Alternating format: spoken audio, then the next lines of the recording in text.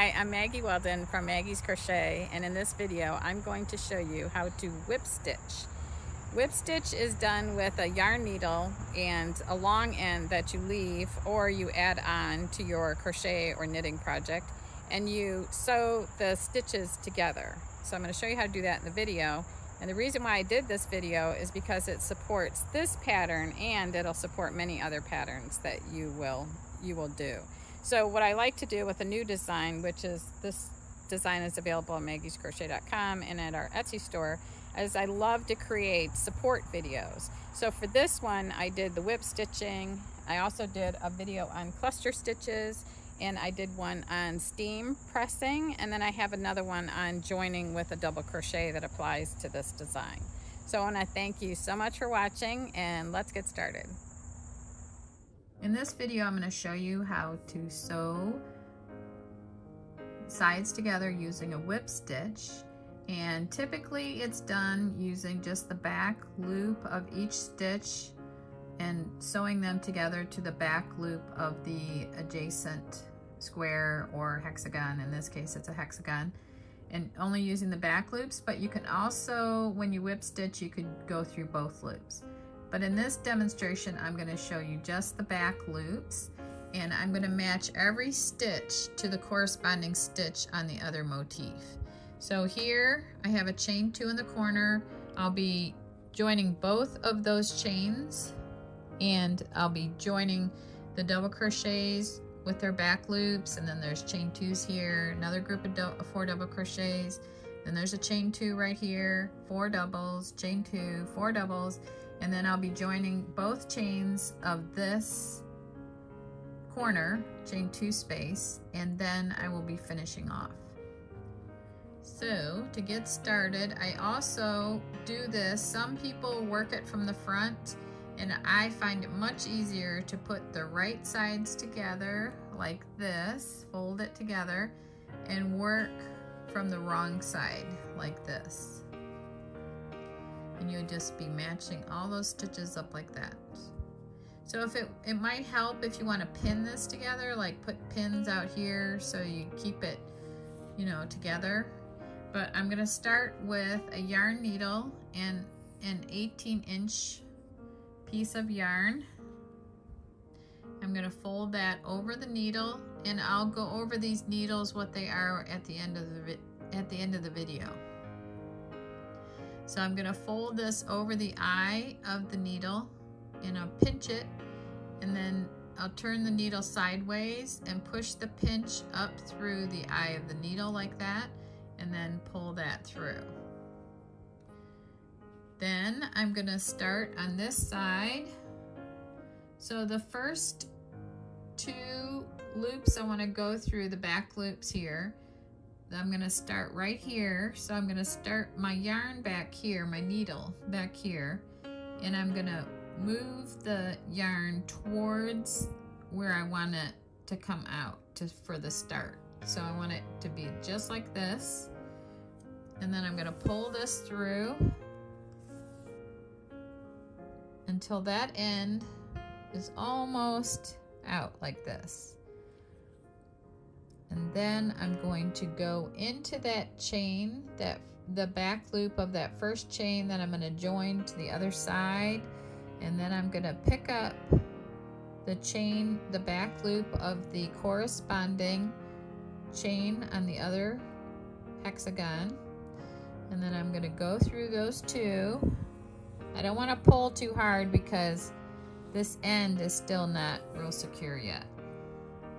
So I'm going to go through there real gentle, and then I'm going to go back through there again. And I could go through here like this to create a knot, and that would lock it in place like this. And I could go through one more time just to make sure it's secure.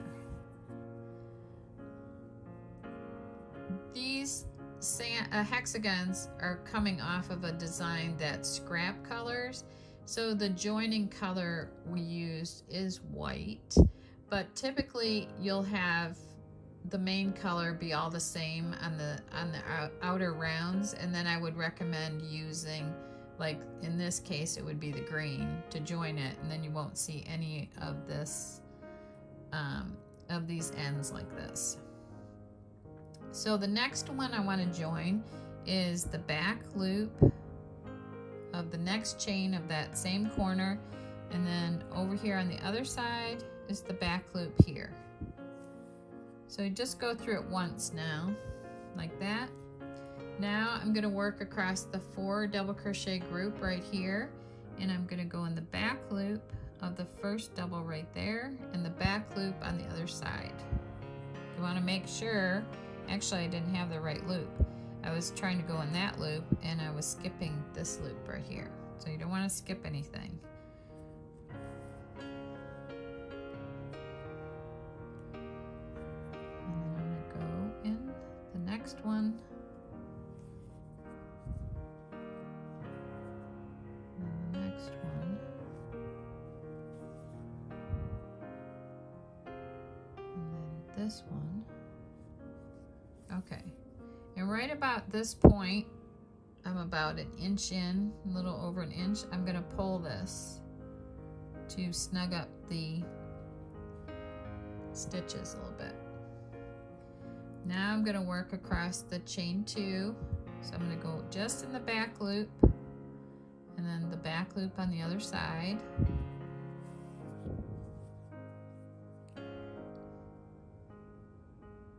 And then the next one. And then the 4 doubles again. So I've got 1, 2, 3, 4, and on the other side I have 1, 2, 3, and 4.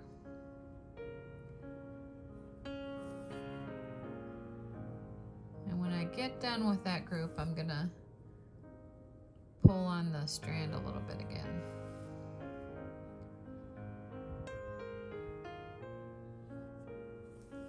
Okay, and I'm gonna pull, and all of the strands are tightening up there.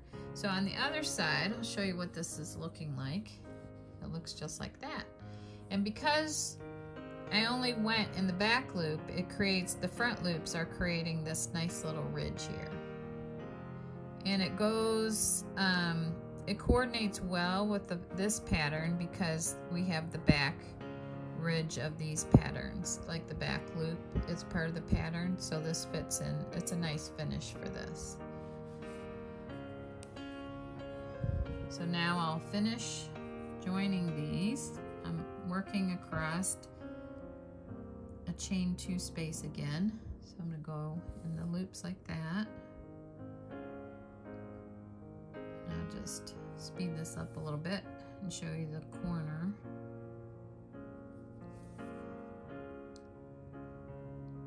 I love this needle that I'm using.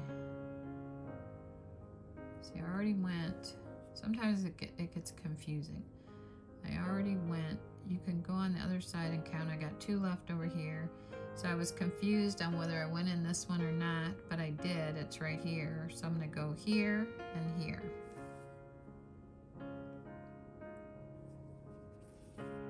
Okay, now I'm 6 stitches in again, so I'm going to pull this. And you don't want to pull it too hard because it'll bunch it in. And then you don't want to leave it loose because it'll kind of gape open on the other side. Now the next chain 2 is right here.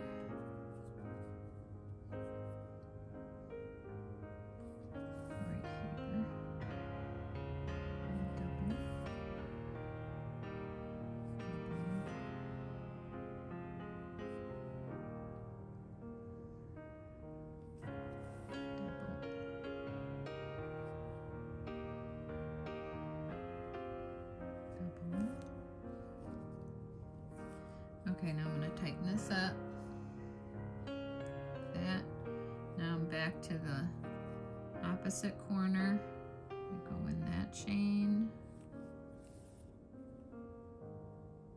And then the second chain is right there. So now I'm going to go over that a couple of times to secure it. Okay, and I'm going to check the other side. join corner to corner. So now you take this and you want to weave the end in. You want to kind of get it buried in the green so it doesn't show. And then now I'm near white, so I'm going to take it into the white, like right here. I just can't say enough good things about this needle. Okay, so there. And then you want to always hold your scissors flat and hold this up like this, and then just snip while it's flat. Okay, and that's how you join the sides. It would be the same exact thing for a square or a hexagon. This needle comes from a set that looks like this. They're all different sizes, and I think you'd have a needle for every project in here. And these bigger needles would be great for a real bulky weight yarn because they have this little nylon top to it. And there are different sizes of these. But the tip is what I really like. It's not a blunt tip, so that, and it glides through the ply. Let me show you. So it glides right into the ply of the yarn. So you don't have to, a blunt end, you have to, you know, kind of have to work it in too much. You have to think about it too much. But this one, it glides right through the plies really easy. You don't even have to think about it. It just glides right through. So that's why I like these. So I want to thank you for watching. Make sure you subscribe and hit the like button. Sign up for notifications, and every time we have a new video, you'll be notified. And post any comments, and enjoy your crocheting.